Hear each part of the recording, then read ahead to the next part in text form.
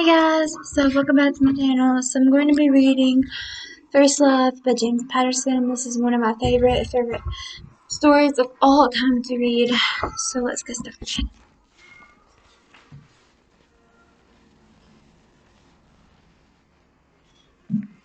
So I'm going to read this little passage right here first. For Jane, in the fall of 2010, I turned in the outline for First Love to my editor, but the story actually began many years before. I was in love with a woman named Jane Blanchard. One morning, we were out for a walk in New York City. Seemingly out of nowhere, Jane suffered a violent seizure. She was sick with cancer for nearly 2 years after that, then died at a young age. Far too young. Janie, I miss your smile. I hope it lives on in this book. This love story that reminds me of our time together. Though I don't remember stealing any cars. JP. Okay, prologue. Chapter 1. Okay, I may not be putting myself in the best possible light by admitting this, but let me say right at the start that I was such a straight arrow, such a little do-gooder, that skipping my last 2 classes that day, AP Physics and AP English, made me so insanely, ridiculously jittery that it actually occurred to me this whole crazy plan wasn't going to be worth it.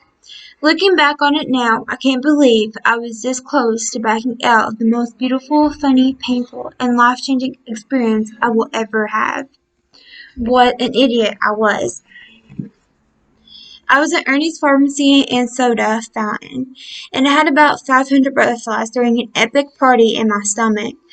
The toes of my vintage fry cowboy boots kept knocking against the counter until Ernie, who's about 1,000,000 years old and pretty much a total grouch, told me to quit it. Ernie is one Nickelback concert away from complete deafness, though, so I took my boots off and kept knocking away. I was glad he didn't ask why I was sitting in this ancient shop drinking giant coffee, which I needed like I needed a hoe in the head. Instead of 2 blocks down the street at Klamath Falls High School, listening to Mr. Fox blabber on about the space-time continuum. Because what would I have said? Well, Ernie, Mr. Holman, I'm waiting for a boy I can never date, and I'm about to ask him to do something so major that it's going to either save our lives or completely destroy us. Ernie doesn't care much for teenage, which is probably why practically no one I know ever comes to his shop. That and the fact that all his candy has dust on it and his sneaker bars are hard enough to use as crowbars. But I don't mind, and neither does the boy I mentioned. Ernie's is our place. That boy has sent me a note earlier in the day.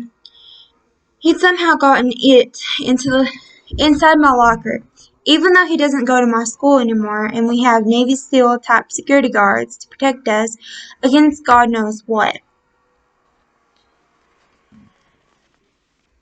So this is the note that he wrote. Axie, so you got Earth moving news, huh? I'm shocked you think you can surprise me, or surprised you think you can shock me, or something like that. You're the word nerd. Well, anyway, can't wait to hear it, Ernie's. 115.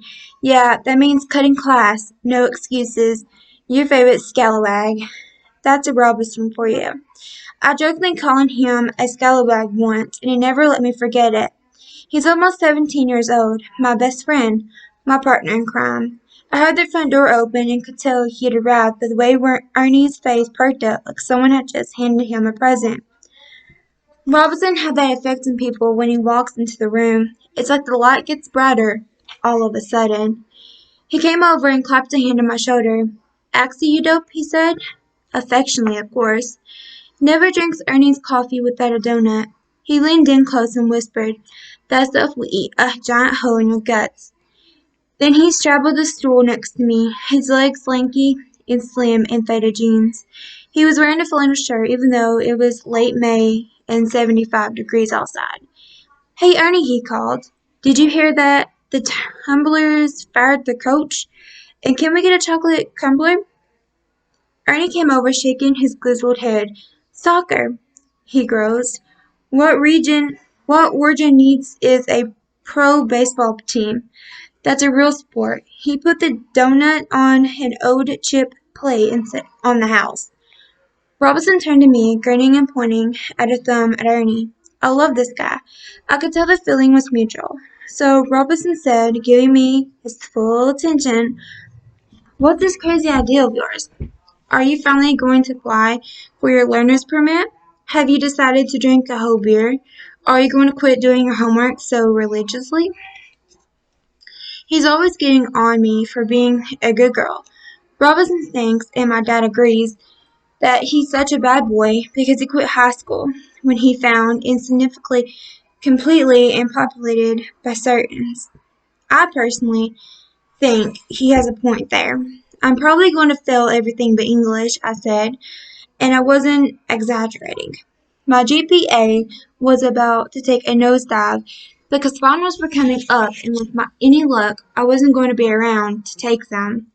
A week ago, knowing what would have kept me up at night, but I'd managed to stop caring. Because if this plan worked, life as I knew it was about to change. Knowing you, that seems highly unlikely, Robinson said. And so what if you're a little distracted and you, God forbid, get a plan B on something? Get a B plus in something. You're busy writing the great American novel. I squatted him in the arm. Please, between school and taking care of dear old Dad, I haven't had any time to write. My dad hit a rough patch a few years ago, and he's been trying to drink his way out of it. Needless to say, the strategy isn't working that well. Can we focus on the matter at hand? I asked, which is, I'm running away, I said. Robinson's mouth fell open. By the way, unlike yours truly, he never had braces and his teeth were perfect. And FYI, you're coming too, I added.